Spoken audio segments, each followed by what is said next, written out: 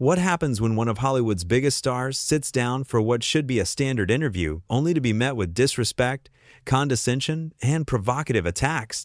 In just 33 seconds, a conversation spiraled from professional courtesy into a full-blown confrontation that would leave the host scrambling to regain control. This is the story of how Piers Morgan's arrogance pushed Jamie Foxx to his breaking point, and the explosive moment that stopped the cameras cold. The studio lights were blazing bright as Jamie Foxx walked onto the set. He had that easy confidence about him, the kind you get from years of being at the top of your game. Academy Award winner, comedy legend, a man who had earned his place in entertainment history. But tonight, sitting across from him in the guest chair, was Piers Morgan, a host who had built his reputation not on respect for his guests, but on creating controversy at any cost. From the very first question, something felt off.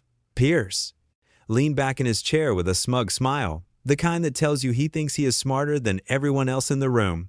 "So Jamie," Piers began, his voice dripping with false pleasantry, "you have had quite the career, started in comedy, moved to drama, won an Oscar. But tell me, do you ever feel like you were just playing dress-up? Like maybe you got lucky?"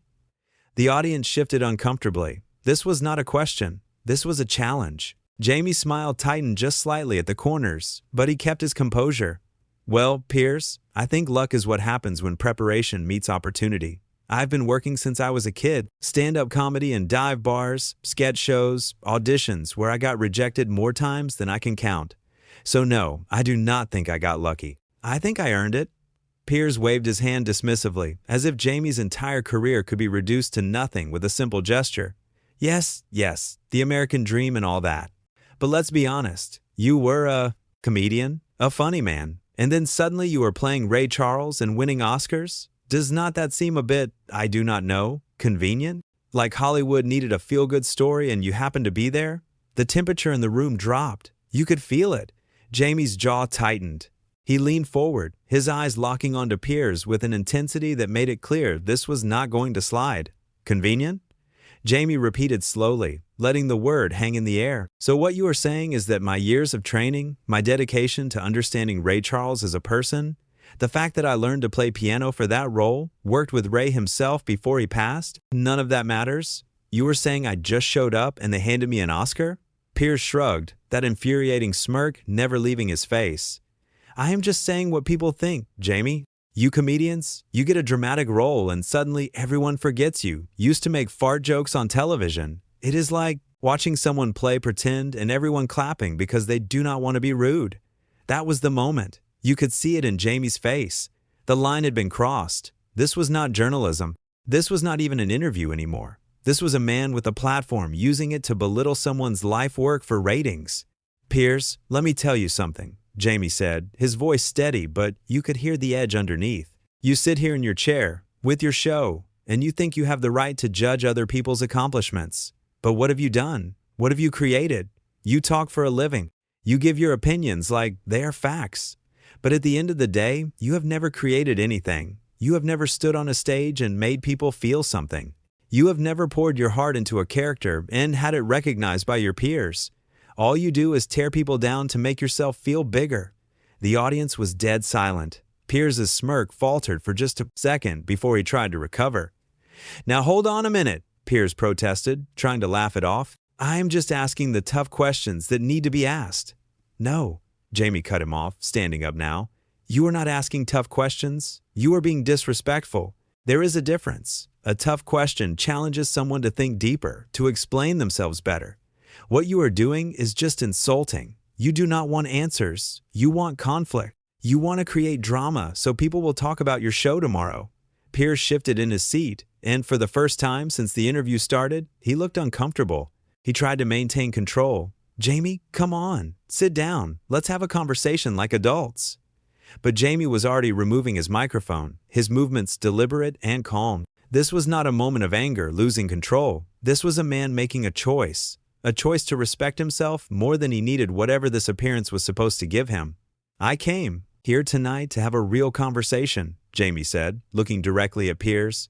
"I came here to talk about my work, my life, the things I care about. But you are not interested in any of that. You just want to feel important by making me feel small, and I am not going to give you that."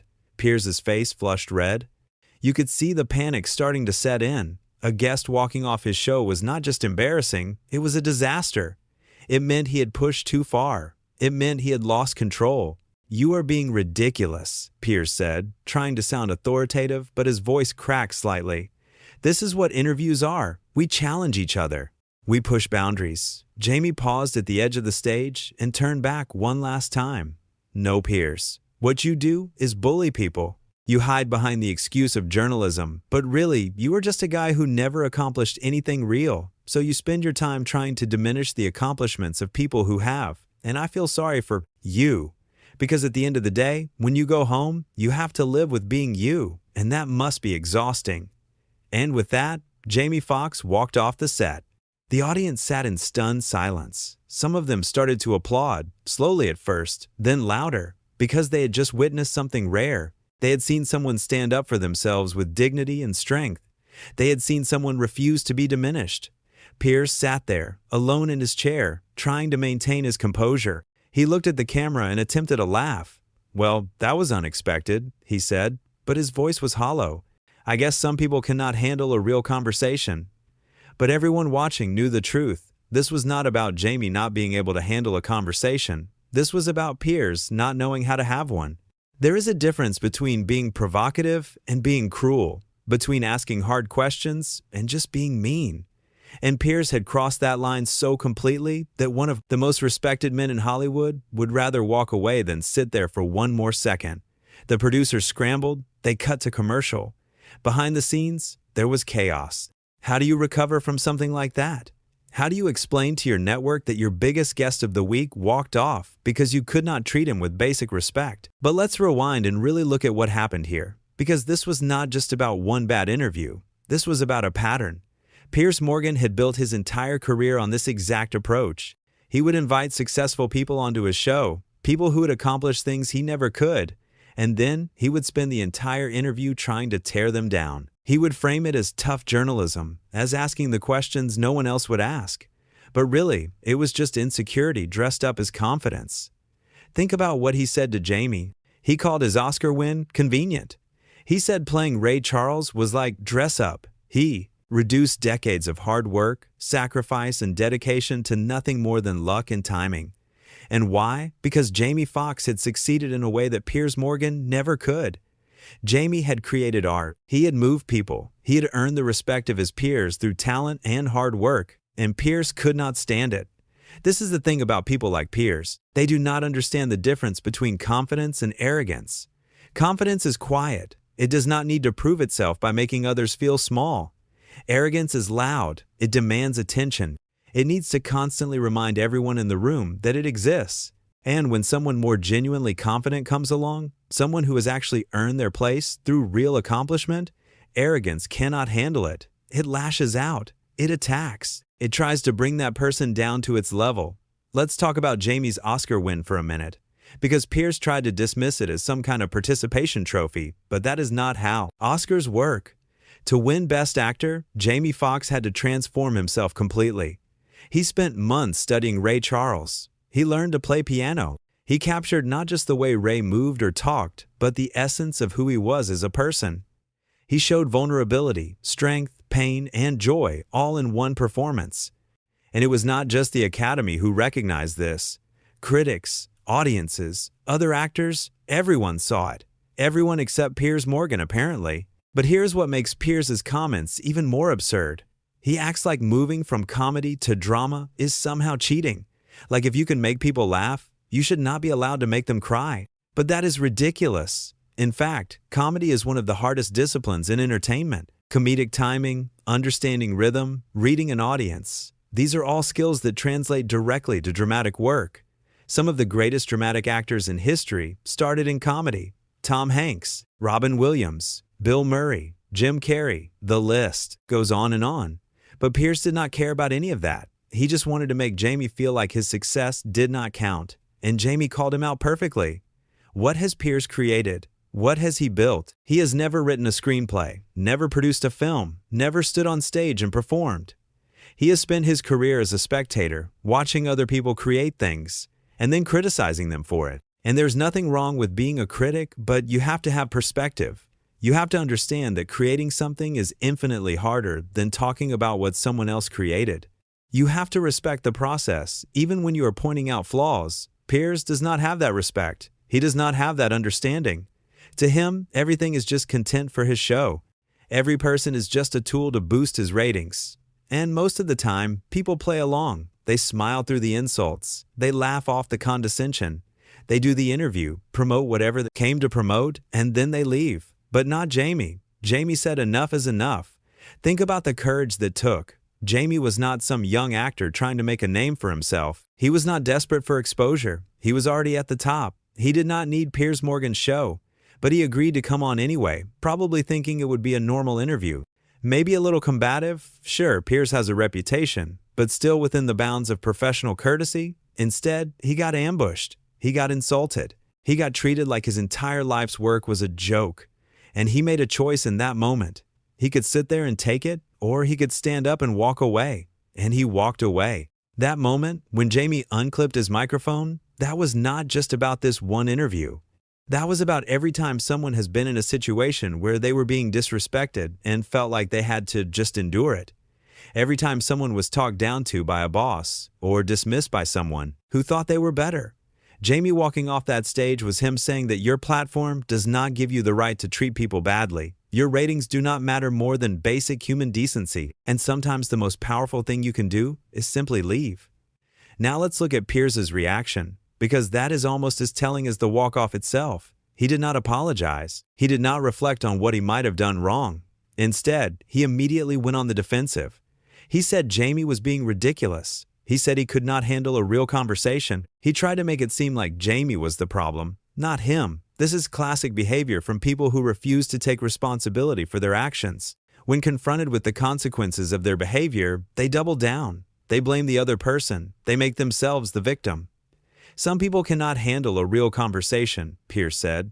But what he was really saying was, some people will not let me disrespect them without consequences. Some people have enough self-worth to walk away when they are being treated poorly, and that terrified him. Because if people stop accepting bad behavior, if they start standing up for themselves, then people like Piers Morgan lose their power.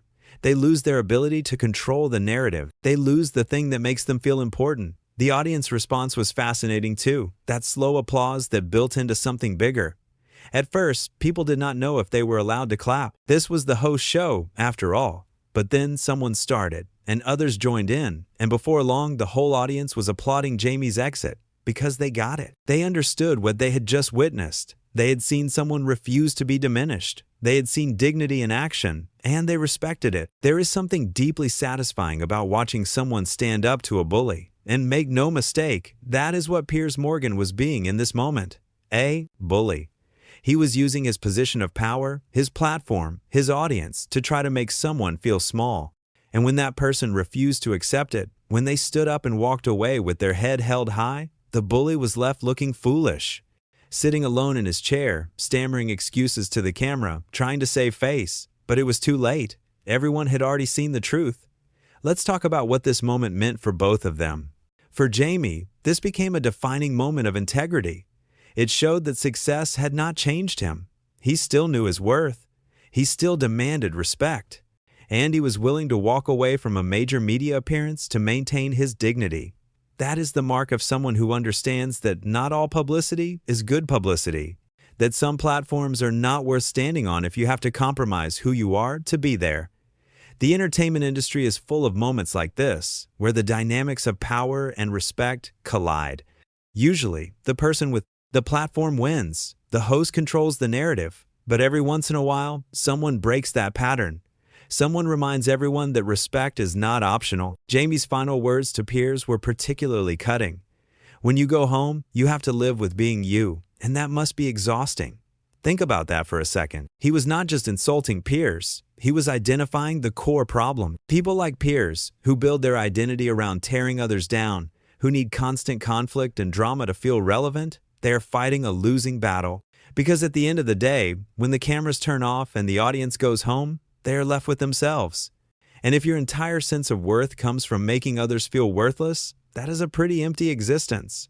Jamie, on the other hand, walked off that stage and went home to a life full of actual accomplishments, awards, performances that move people, work he could be proud of, relationships built on mutual respect. He did not need Piers Morgan's validation. He did not need the controversy. He had built something real, something lasting, and that is why he could walk away so easily. Because he knew his worth was not determined by how Piers Morgan treated him on television. But moments like this, when someone stands up and says no, these are important. They remind us that we do not have to accept this as normal. We do not have to reward bad behavior with attention.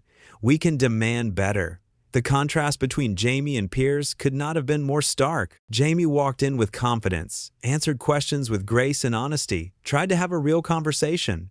When he was disrespected, he did not yell. He did not throw a tantrum. He simply, calmly, explained why what was happening was wrong, and then he left.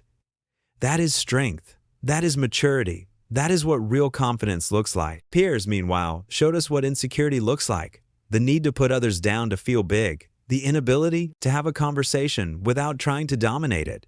The refusal to take responsibility when things go wrong. The immediate deflection and blame. These are the behaviors of someone who is deeply uncomfortable with themselves and who tries to hide that discomfort behind aggression and controversy. When Jamie said that Piers had never created anything real, he hit on something fundamental. Creating is vulnerable. When you write a song or make a movie or perform on stage, you are putting a piece of yourself out there for the world to judge. You risk failure. You risk criticism. You risk people not liking what you have made. That takes courage. Criticizing, on the other hand, is easy. You do not risk anything. You do not have to be vulnerable. You can sit in your chair and judge other people's work without ever having to put your own work out there to be judged. And when your entire career is built on criticism, when you have never created anything yourself, it is easy to forget how hard creation actually is. There is a lesson here for all of us about how we treat people, about how we use whatever power or platform we have. When you interview someone, you have a choice. You can approach it with curiosity and respect, genuinely trying to understand their perspective. Or you can approach it as a game, where the goal is to win points. The first approach creates connection. The second approach creates exactly what we saw here. Imagine if Piers had approached this interview differently. Imagine if he had said, "Jamie, you have had this incredible journey from comedian to Oscar winner. What was that transition like for you? What challenges did you face?" Imagine if he had asked about the process of becoming Ray Charles, the technical aspects, the emotional preparation. Imagine if he had been genuinely interested in Jamie's story instead of just trying to poke holes in it. That would have been an interesting interview. That would have given the audience something valuable. Instead, we got a train wreck. And the only valuable thing that came out of it was watching Jamie Foxx demonstrate what self-respect looks like. The moment Jamie stood up, you could see it in his body language. This was not a snap decision. This was not losing his temper. This was a line being crossed and a boundary being set. His movements were deliberate. He unclipped the microphone carefully. He spoke clearly and firmly. He made his point and then he left. No drama, no theatrics. Just a simple statement, "I will not be treated this way," and then following through on it. That is integrity. That is knowing your worth and refusing to compromise it for anyone or anything. It is worth noting that this was not the first time Piers had lost a guest. It was not even the first time he had pushed someone too far. This is his pattern, his brand. Some people see it as fearless journalism, but really, it is just being rude and calling it honesty. There is a difference between asking tough questions and being insulting. A tough question challenges someone to defend their position, to explain their reasoning, to go deeper. An insult just attacks. It does not illuminate anything. It does not help anyone understand anything better. It just creates conflict for the sake of conflict. And eventually, people get tired of it. After Jamie left, the producers had to scramble. How do you fill the rest of the show when your main guest has walked off? How do you spin this to your network, to your advertisers, to your audience? The answer is, you cannot really. You just have to own it. But instead of owning it, instead of acknowledging that maybe Piers had gone too far, the show's official response was defensive. They framed Jamie as being unable to handle tough questions. They suggested he was thin-skinned. They tried to make it seem like this was his fault, not theirs. But anyone who watched the actual interview knew better. This was not about Jamie being sensitive. This was about Piers being disrespectful. And there is a big difference. Let's take a moment to appreciate the specific things Jamie said during the confrontation. because they were not just emotional reactions. They were well thought out, articulate points about the nature of respect and creativity and what it means to accomplish something real. When he asked Piers what he had created, that was not just an insult. That was a legitimate question. What gives someone the authority to judge another person's life, work? Is it enough to just have a television show? Is having a platform the same as having expertise? Or should we expect more from the people we give microphones to? Jamie also pointed out that Piers does not want answers. He wants conflict. This is such an important distinction. When you ask a question, are you actually interested in the answer? Or are you just setting up your next attack? Are you trying to learn something or trying to score points? Piers was clearly doing the latter. Every question was a setup. Every response from Jamie was just ammunition for the next insult. That is not conversation, that is combat. And Jamie was smart enough to recognize it and refuse to participate. The part where Jamie said that Piers hides behind journalism was particularly insightful because that is exactly what happens in these situations. People use the excuse of being a journalist, of doing their job, of asking the hard questions, to justify behavior that would be completely unacceptable in any other context. If you met someone at a party and they said the things Piers said to Jamie, you would think they were incredibly rude. You would probably walk away. You definitely would not respect them. But somehow, when it happens on television, when someone has a show and an audience, we are supposed to pretend it is okay. We are supposed to call it brave or honest or refreshing. But it is not any of those things. It is just mean. And calling it journalism does not change that. There was a point during the interview where you could actually see Piers realize he had gone too far. It was subtle, just a flicker across his face. But it was there. For a brief moment, he understood that he had crossed a line and there might be consequences. But instead of backing down, instead of apologizing or changing course, he doubled down. He kept pushing, because in his mind, backing down would be weakness. Admitting he was wrong would be failure. So he kept going, kept insulting, kept attacking. And then he acted surprised when Jamie walked off. But he should not have been surprised. He created this situation, he engineered it, and when it blew up in his face, he had no one to blame but himself. If we think about the broader context, this interview happened in an era where celebrity interviews had become increasingly aggressive. But this was not that. Jamie Foxx had not done anything wrong. He had just been successful, and for some reason, that was enough to make Piers want to tear him down. Let's talk about what happened in that 33 seconds that changed everything. It was when Piers compared acting to playing dress-up. That was the breaking point. Acting is not playing dress-up. It is an art form. It is a craft that people dedicate their lives to. Comparing that to children, playing dress-up is not just insulting. It is ignorant. The aftermath of this interview would unfold in predictable ways. Piers would defend himself. He would say he was just doing his job. He would paint himself as a victim. He would never genuinely reflect on what happened or why. But the image that sticks with you, the moment that matters, is Jamie Foxx standing up and walking away. That image of dignity, that refusal to be diminished, that understanding that some battles are not worth fighting because you have already won just by being who you are. Piers Morgan could say whatever he wanted. He could insult. He could dismiss. He could try to make Jamie feel small. But none of it mattered. Because at the end of the day, Jamie Foxx is an Academy Award-winning actor with a career full of incredible performances. And Piers Morgan is a talk show host who could not keep his biggest guest from walking off his show. Actions speak louder than words, and Jamie's action of walking away spoke volumes. This moment taught us something important about power and respect. Real power does not come from a platform or an audience or the ability to ask questions. Real power comes from knowing your worth and refusing to let anyone diminish it. Jamie had that power.